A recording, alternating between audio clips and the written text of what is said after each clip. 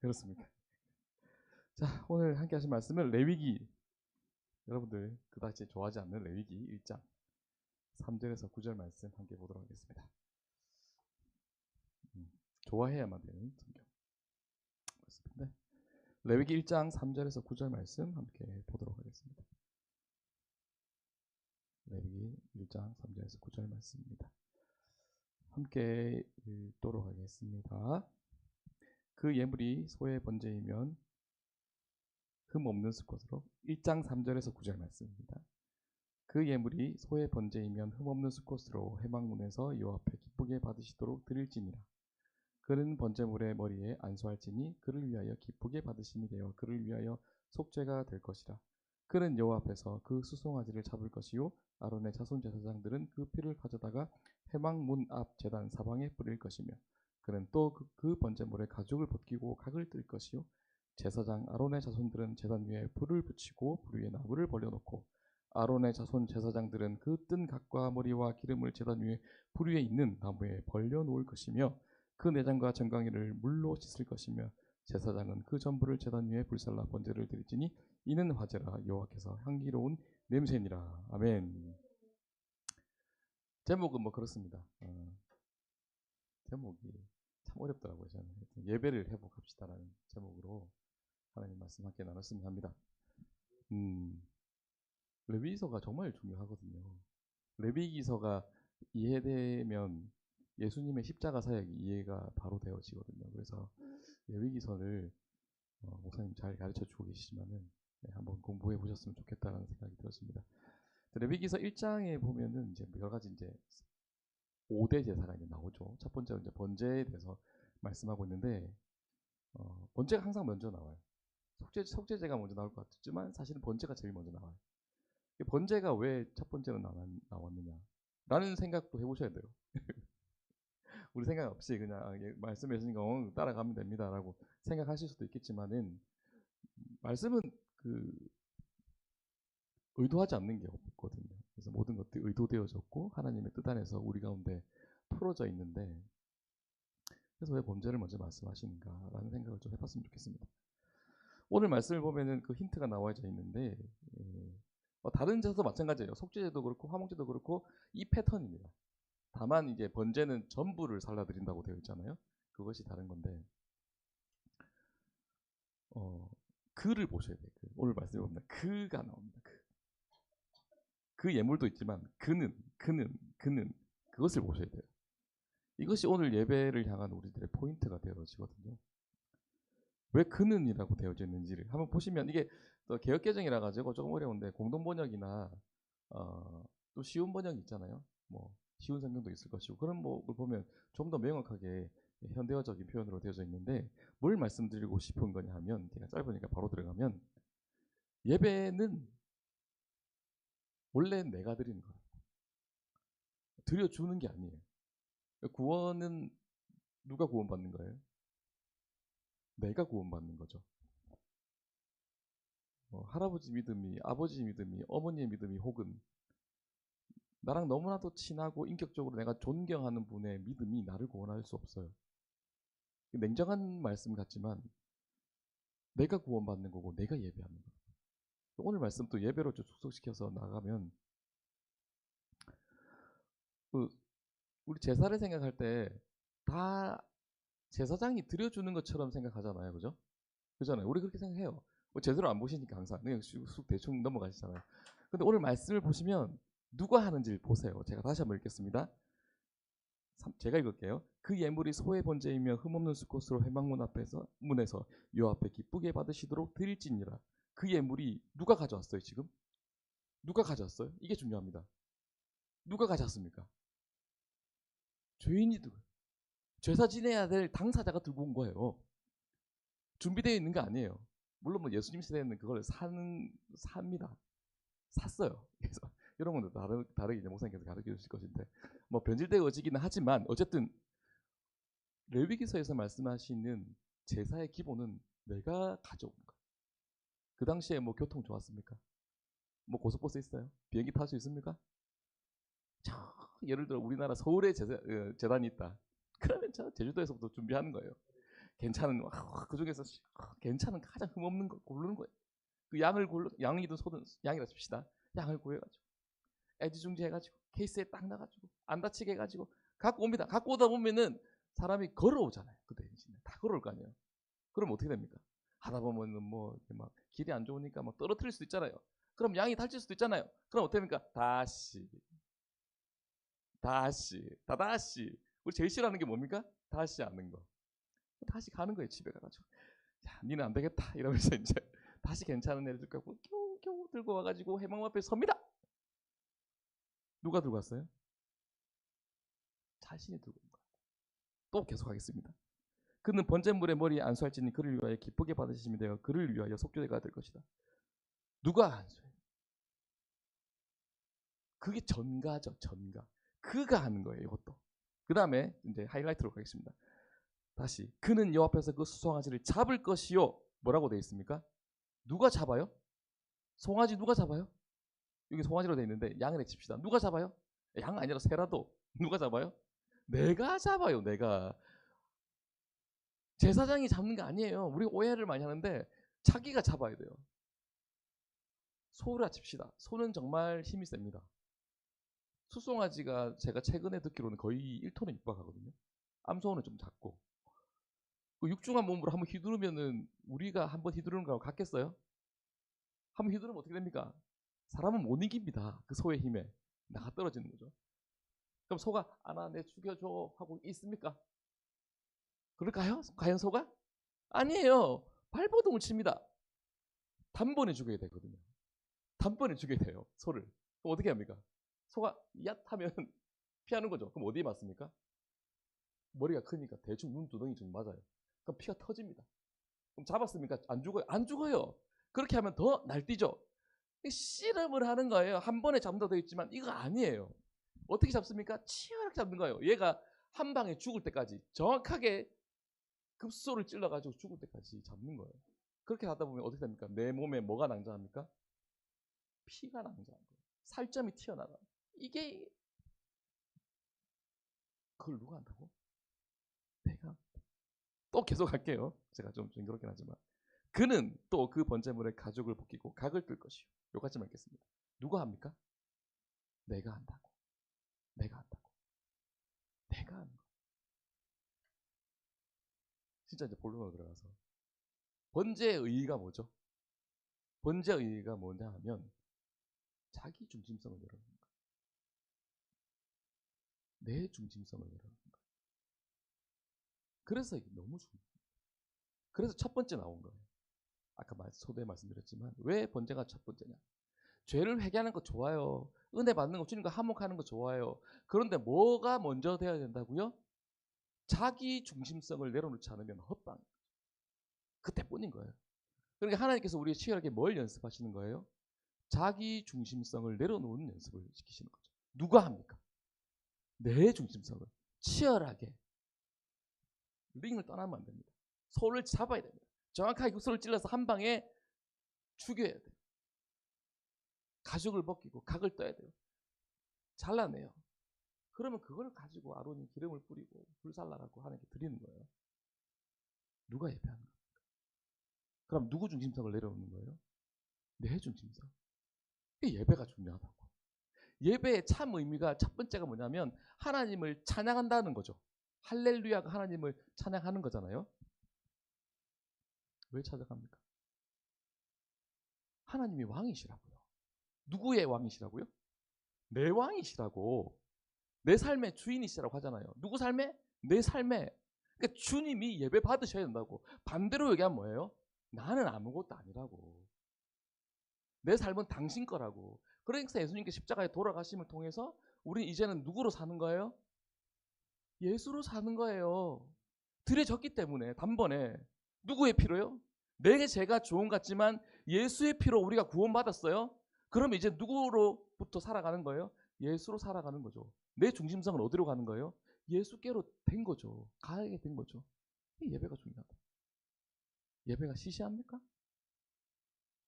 오늘날 예배를 제가 돌아보면 막 화면 뜨고 막 요새는 막 그 뭡니까? 전면 스크린 해가지고 막 LED 뜨고 막 움직이는 화면 뜨고 막 움직이는 배경 뜨고 막 배경 전체가 화면이고 막 난리도 아니죠. 기술이 발달해서. 음향은 진짜 기가 막힌 음향이 나오고 찬양팀의 수준은 제가 볼 때는 더 이상 높아지면 안 될 정도로 높아져 있어요. 앉으면은 뭐 에어컨 나오고 뭐 부채 풀리면 추워요. 가디건 가져가자 이러고 있잖아요.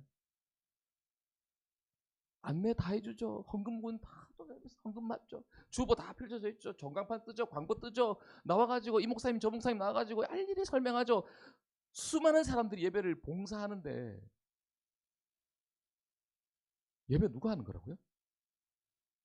내가 하는 거예요. 전기가 없으면 어쩔까요? 진짜 큰일입니다, 이 나라가. 전광판 안 나오고 막 마이크 안 되면 어쩔 겁니까 도대체? 맞아요. 옛날에 그렇게 했어요. 다시 들어가서 예배 누가 하는 겁니까? 내가 해야 된다. 내가 치열하게 각을 떠야 된다고요. 정수리에 칼을 꽂아야 된다고. 정확하게 꽂아서 한 방에 급소를 찔러서 이 소를 죽여야 돼. 피가 낭자합니다. 살점이 튀어져 나가요. 기절합니다. 직접 해본 사람들. 못 봐요. 지금도 재현하는 데가 있거든요. 못 봐요. 너무 징그러워서 잔인해서. 죄송한 말씀인데 예배 그런 겁니다. 예배 치열한 겁니다. 내 중심성을 갈기갈기 찢어서 내려놓는 거예요. 주님 앞에. 주님만이 나의 왕이십니다. 주님만이 나의 전부십니다. 주님이 내 삶의 이유십니다. 목적이십니다. 라고 고백하는 게 예배라고요. 예배가 가볍습니까? 예배가 시시합니까?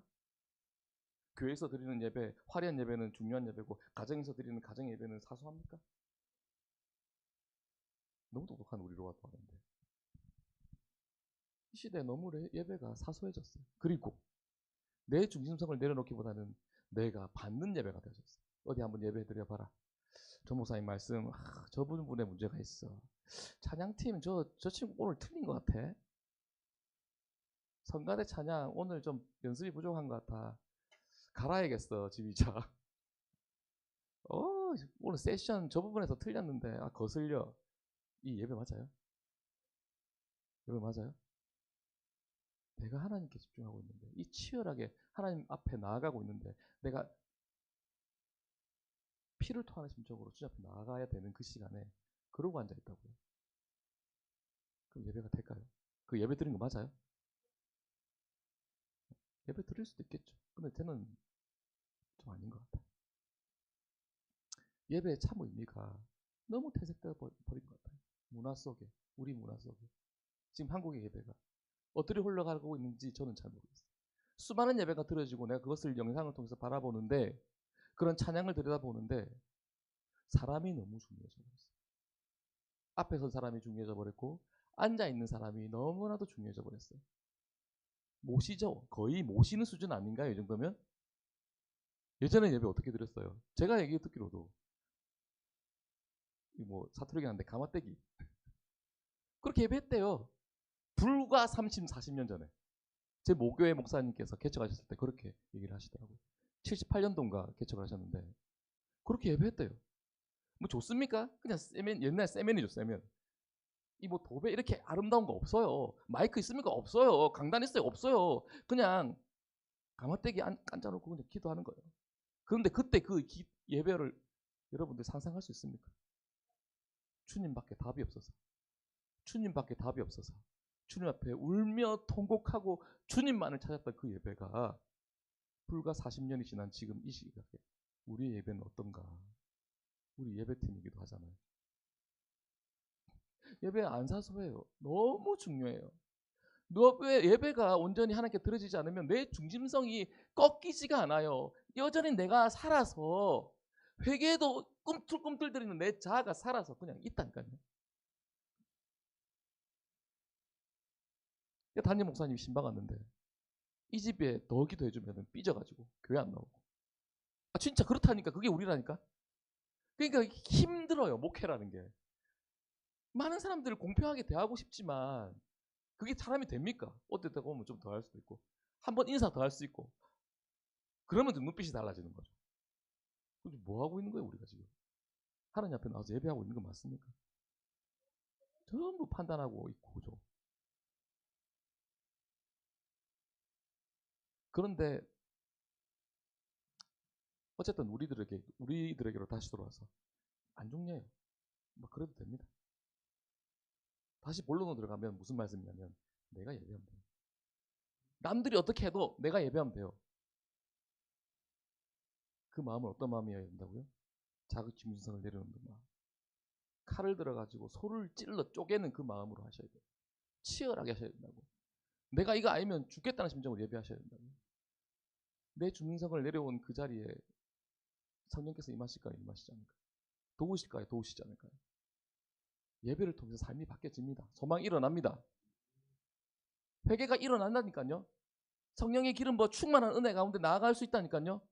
소망이 발견되어지고 나의 그 중심적인 내 죄가 하나님 앞에 낱낱이 까발려지고 울며 통곡하고 애고하고 성령 안에 이렇게 부끄러운 내 자아를 온전히 내려놓고 주님께 전심으로 나갈 수 있다니까요. 예배 안에 소망 발견됩니다. 희망이 일어난다고요. 회복이 일어난다고요. 비전이 보인다니까요. 삶이 바뀐다니까. 삶이 진짜 바뀌어요. 어떻게 했을 때? 내가 이 마음으로 하나님 앞에 전심으로 예배하면 된다니까요.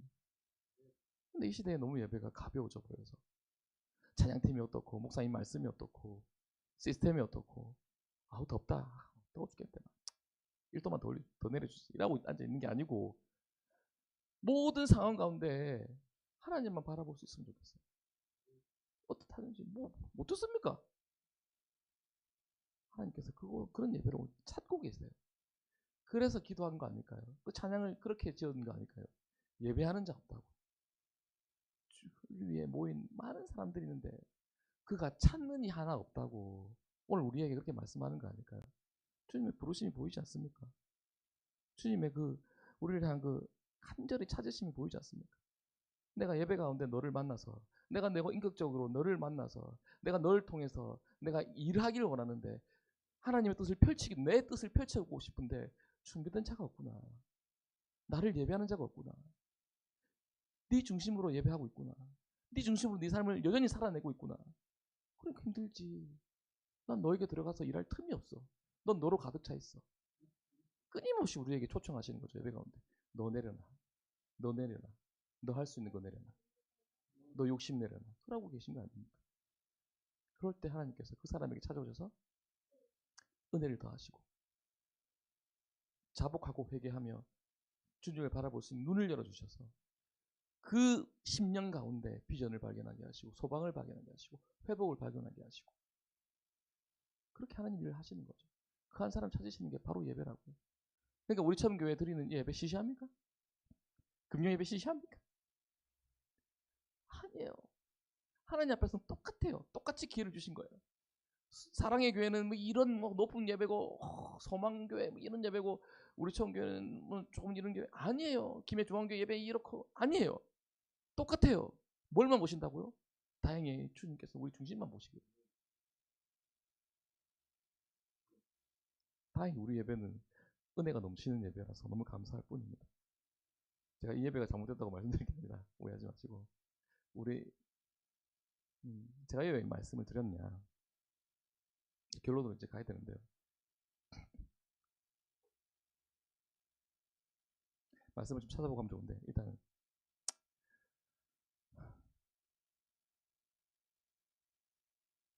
예배는 삶입니다. 이게 포인트예요. 그렇게 치열하게 드린 그 예배가 내 삶의 현장에도 똑같이 이루어지는 예배라고. 주님께 온전히 드리는 내 마음, 내 모든 것들을 내려놓고 자기 중심성을 내려놓고 하나님만 의지하고 의뢰하고 주님만 찬양하는 그 마음이 그 심령이 어디까지 내 삶의 영역까지 나아가는 거예요. 그래서 삶이 예배인 거예요. 주님께서 그걸 찾으시는 거죠. 그 한 사람을.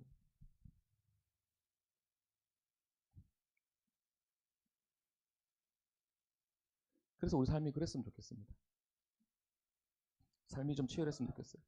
링을 벗어나려고 하지 말고 이 삶은 나에게 의미 없는 것이라고, 왜 있는지 모르겠다라고 하는 게 아니라 치열하게 주님께 부딪혀보는 거죠. 나아가보는 거죠. 머리가 깨질 수도 있겠지만은. 그런 믿음의 여성들이 회복되는 이 시대가 되었으면 좋겠어요. 너무 안락한 삶을 살아가니까 예배도 안락하고, 예배가 안락하니까 삶도 안락하고. 우리 믿음의 선배들 아시잖아요. 우리 참 잘 아시잖아요. 치열하게 예배드리고 삶의 현장 어떻게 살아가십니까? 도망가십니까? 치열하게 살아내시잖아요. 누구를 믿고? 하나님께서 내 가운데 역사하심을 믿고 삶도 예배인 것처럼 치열하게 사시잖아요. 회사에 충성을 다하고 사업에 최선을 다하고 내가 하고 있는 직분에 최선을 다하는 건 예배입니까? 예배 아닙니까? 예배예요. 왜요? 나를 보내셨으니까. 나를 예배 가운데 날 이리로 보내셨으니까. 그러니까 삶 속에서도 예배하는 마음으로, 그 치열한 마음으로, 레위기서 번제에 나온, 뭐 뒤에도 나오겠지만 번제에 나온 이 치열한 모습으로 삶의 현장 가지고 나가는 거예요. 판판이 깨질 수도 있겠지만 마침내 나를 통해서 그 선한 일을 행하실 주님을 바라보며 버티는 거죠. 버티면 답이 나옵니다. 조금 더 얘기하면 왜 고난을 주실까? 참 고민을 했어요. 저도 참 오랫동안 고민했는데 제 간증적인 마지막 얘기를 좀 드리면 필요해서, 필요하니까. 내가 이해되지 않지만, 그 시간은 이해되지 않지만, 지금도 이해 안 되는 것도 있지만, 왜요? 필요하니까. 필요하니까. 히브리서 11장에 나오는 믿음의 선진들이 쭉 나오고,